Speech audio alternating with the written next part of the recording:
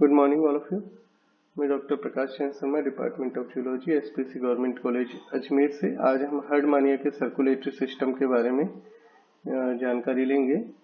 तो हर्डमानिया का जो सर्कुलेटरी सिस्टम है या ब्लड वेस्कुलर सिस्टम है, ये वेल डेवलप्ड होता है, क्लोज्ड होता है, क्लोज्ड टाइप का होगा। ये स्पेशलाइज्ड भी है। यहाँ लार्ज ब्रेंकियल शेक और टेस्ट जो है वो दो एसेसरी रेस्पिरेटरी ऑर्गन के रूप में मौजूद हैं। यहाँ पर 5 जो प्रमुख इसके कंपोनेंट्स हैं वो हैं heart and pericardium, dorsal aorta, ventral aorta, branchiovisceral vessel and cardiovisceral vessel. सबसे पहले हम हार्ट और पेरिकार्डियम के बारे में बात करें। ये एक elongated thin walled contractile tube जैसा होता है जो कि व्हाइट कलर की होती है और ये पेरिकार्डियम के अंदर इनक्लोज्ड होता है। दिस इज हार्ट और ये बाहर जो कवरिंग दिख रही है outer, this is pericardium, this is heart.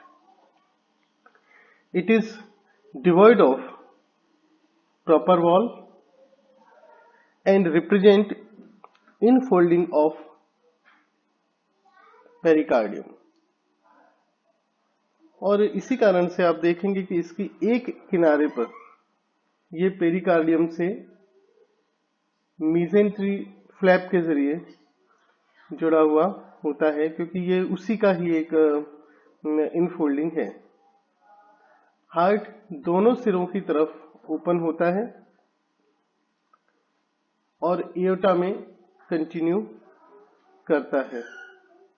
इसमें किसी प्रकार का वाल नहीं है किसी तरीके से, लेकिन जो इसकी पियर शेप बॉडी है जो कि पेरिकार्डियम कार्डियल कैविटी के अंदर मौजूद है, ये ब्लड का जो इन और आउटफ्लो है उसको कंट्रोल करती है। जो पेरिकार्डियम है, this is thick walled closed tube जो कि करीब 7 सेंटीमीटर लंबी होती है और 3 मिलीमीटर वाइड होती है।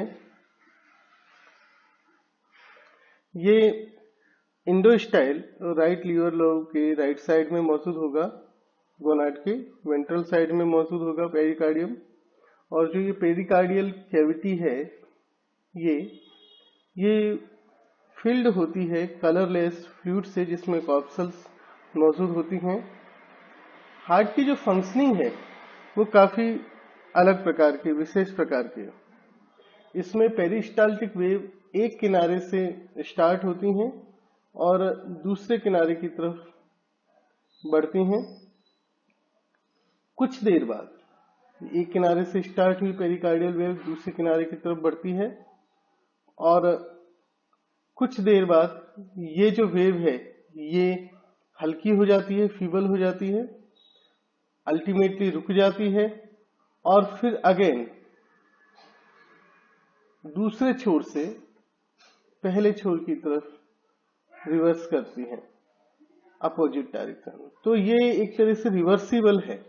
यहाँ दोनों डायरेक्शन के अंदर ब्लड का फ्लो हो रहा है, रिवर्सिबल फ्लो है, इस चीज का आप ध्यान रखें।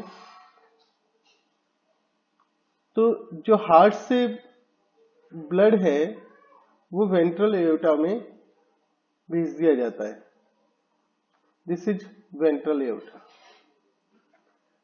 तो हार्ट से जो ब्लड वेंट्रल एओर्टा में भेजा गया, वेंट्रल एओर्टा जो है वो हार्ट के वेंट्रल एंड से राइज होती है और जैसे ही ये राइज करती है ये 2 भागों में बाइफरकेट हो जाती है, एंटीरियर एंड पोस्टीरियर ब्रांच, जो कि इंडोस्टाइल के वेंट्रल वॉल्स के साथ में रन करती हैं। और ये जो दोनों इसकी ब्रांच हैं, एंटीरियर और पोस्टीरियर ब्रांच, इससे कई सारी पेयर्ड ट्रांसवर्स वेसल्स निकलती हैं जो कि ब्रेंकियल सेक को सप्लाई करती हैं और साथ ही साथ इंडोस्टाइल और मेंटल को भी। ये जो ट्रांसवर्स वेसल होती हैं ये 4 प्रकार की होती हैं। जो पोस्टीरियर इसकी ब्रांच है वेंट्रल एओर्टा की, वो ब्लाइंडली एंड होती है, जबकि जो एंटीरियर ब्रांच है वो पेरीफेरेंजियल वेसल्स में कंटिन्यू करती है। इससे सब टेंटिकुलर वेसल्स निकलती हैं जो कि ब्रेंकियल टेंटिकल्स को जाती हैं। साइफोनल वेसल में ये आगे कंटिन्यू करती है, जिससे ब्रेंकियल साइफन्स और साइफन्स के अंदर ब्लड की सप्लाई होती है। जो पेरीफेरेंजियल वेसल्स हैं उनसे कई सारी लॉन्जिट्यूडनल वेसल्स निकलती हैं, जो कि इंटरनल लॉन्जिट्यूडनल फोल्ड्स जो कि ब्रेंकियल सेक के हैं उनमें सप्लाई करती हैं और अल्टीमेटली टर्मिनेट होती हैं ब्लाइंडली इसोफेजियल एरिया के आसपास। वेंट्रल एओर्टा से ही वेंट्रल टेस्ट वेसल निकलती है जो कि टेस्ट को सप्लाई करती है, और ये जो टेस्ट वेसल है, ये टेस्ट वेसल जहां पर हार्ट और वेंट्रल एओर्टा मिल रहे हैं, जहां इनका जंक्शन है, वहीं से ये अराइज होती है। सेकंड हम बात करें डोर्सल एओर्टा की, तो जो डोर्सल एओर्टा है ये ब्रेंकियल सेक की डोर्सल वॉल पर, मतलब हाइपरफेरेंजियल ग्रुप के जस्ट आउटसाइड ये मौजूद होती है। इससे कई सारी पेयर्ड ट्रांसवर्स वेसल निकलती हैं जो कि ब्रेंकियल सेक की जाती हैं, क्योंकि इसकी पूरी लंबाई में मौजूद होंगी। इन ट्रांसवर्स वेसल्स की जो नंबर है वो वेंट्रल एओर्टा से निकलने वाली ट्रांसवर्स वेसल के नंबर के बराबर होगा और दोनों एक दूसरे को ज्वाइन करेंगे। कल मैं आपको बता चुका था कि ये जो ट्रांसवर्स वेसल्स हैं, ये ट्रांसवर्स वेसल्स मिलकर के जो इसका स्टिग्मेटिक एरिया है इसको डिफाइन करती हैं। आपको मैंने कल बताया था कि ये ट्रांसवर्स वेसल हैं, ये लॉन्जिट्यूडनल वेसल्स, इसको हम ट्रांसवर्स वेसल, ये लॉन्जिट्यूडनल वेसल, और इनके बीच में जो ये एरिया है this is called stigmatic area, जहां पर 5 या 6 स्टिग्मा मौजूद होते हैं। ये वो जगह है जहां पर एक्सचेंज हो रहा है। तो ये इंटरनल लॉन्जिट्यूडनल वेसल है और ये ट्रांसवर्स वेसल है। इसकी जो एपिथेलियम होती है वो सिलिएटेड होती है। तो यहाँ पर याद रखिए जो ट्रांसवर्स वेसल्स हैं उनकी नंबर उतना ही होगा जितना कि वेंट्रल एओर्टा से निकलने वाली ट्रांसवर्स वेसल का होगा, और ये एक दूसरे को ज्वाइन करती हैं और यहाँ पर एक्सचेंज होता है। एंटीरियर एंड की तरफ देखें तो जो डोर्सल एओर्टा है वो पेरीफेरेंजियल वेसल को ज्वाइन करता है और वहां से कई सारी ब्रांच टेंटिकल्स को निकलती हैं जी, इनको हम साइफोनल वेसल कहते हैं।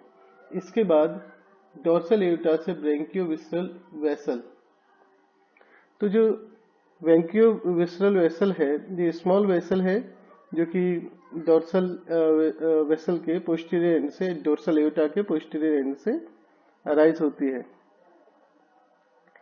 इसका कोई ओरिजिन प्रॉपर्ली डिमार्केट आप नहीं कर पाते क्योंकि दोनों का जो डायमीटर है वो शॉर्ट है। तो जैसे ये इमर्ज होती है थोड़ी देर में ही जाकर के आगे डिवाइड हो जाएगी, राइट इसोफेजियल वेसल और लेफ्ट वेंट्रो इंटेस्टिनल वेसल के रूप में। जो इसोफेजियल वेसल है वो बहुत शॉर्ट होती है और ये एक्सटेंड करती है राइट साइड ऑफ ब्रेंकियल सेक को और सप्लाई करती है राइट लीवर लोब को और राइट साइड ऑफ इसोफेगस को। जो वेंट्रो इंटेस्टिनल वेसल है वो इंटेस्टाइन के वेंट्रल साइड में रन करती है और लेफ्ट लीवर लोब को सप्लाई करती है, लेफ्ट साइड ऑफ इसोफेगस को सप्लाई करती है, स्टोमक, इंटेस्टाइन, रेक्टम, गोनाड इनको सप्लाई करती है। तो ये सारे विसरल ऑर्गन और टेस्ट में हमने यहाँ पर लिख रखा है। जो कार्डियोविस्रल वेसल है ये हार्ट के डोर्सल एंड से अराइज होती है और जैसे ये अराइज होती है इससे दो माइनर ब्रांचेस राइट साइड में निकलती है। वन इज हेपेटिक ब्रांच जो कि राइट लीवर लोब को जाती है और दूसरा इसोफेजियो टेस्ट ब्रांच जो इसोफेगस और टेस्ट को जाती है। जो मेन वेसल है वो लेफ्ट की तरफ कर्व होती है, वहां से ये 3 ब्रांचेज इससे और डिवाइड होती हैं। One is median dorsal branch जो कि टेस्ट को, left lip of oesophagus, right gonad, base and wall of atrial siphon को ब्लड सप्लाई करती है। लेफ्ट गोनाडियल जो कि लेफ्ट गोनाड को जाती है। गैस्ट्रो इंटेस्टिनल टेस्ट ब्रांच जो कि डोर्सो इंटेस्टिनल वेसल और डोर्सल टेस्ट वेसल के बीच में डिवाइड होती है, बाइफरकेट होती है। जो डोर्सल इंटेस्टिनल वेसल है ये डोर्सल वॉल ऑफ इंटेस्टाइन में प्लेक्सस फॉर्म करती है। ये स्टमक को भी सप्लाई करती है, साथ ही साथ लेफ्ट लिवर लोब को सप्लाई करती है। और डोर्सल टेस्ट ब्रांच जो है वो टेस्ट को सप्लाई करती है। तो आप ये देख रहे हैं कि अल्टीमेटली ब्लड का फ्लो दोनों में से किसी भी डायरेक्शन में हो सकता है। हार्ट से वेंट्रल एओर्टा, फिर ब्रेंकियल वेसल्स के थ्रू होके डोर्सल एओर्टा, ब्रेंकियो विसरल वेसल, वहां से विसरल ऑर्गन एंड टेस्ट, फिर cardio visceral vessel, heart, ventral aorta, या फिर ये रूट इस तरह हो सकता है। हार्ट से cardio visceral vessel, visceral organ, branchio visceral vessel, dorsal aorta, फिर ब्रेंकियो वेसल्स के थ्रू के ब्रेंकियो वेंट्रल एओर्टा और अगेन हार्ट। तो ये रिवर्सिबल है हार्ट। अगर हम इसके ब्लड की कंपोजिशन की बात करें तो ब्लड रेडिश नजर आता है, न्यूक्लिएटेड कार्पल्स नजर आते हैं डिफरेंट साइड की, और कुछ कलरलेस ल्यूकोसाइट्स भी इसमें नजर आती हैं। इसमें yellow, green, brown, orange pigment की जो सेल्स हैं वो नजर आती हैं। तो याद रखें कि जो इसका सर्कुलेशन है वो पीरियडिकली रिवर्स करता है। जो वेव ऑफ कंट्रक्शन है डोर्सल से वेंट्रल पहले 2-3 मिनट के लिए जाएगी, उसके बाद ये धीमी होती जाएगी, फिर अगेन डोर्सल से वेंट्रल की तरफ। आप याद, पहले डोर्सल टू वेंट्रल,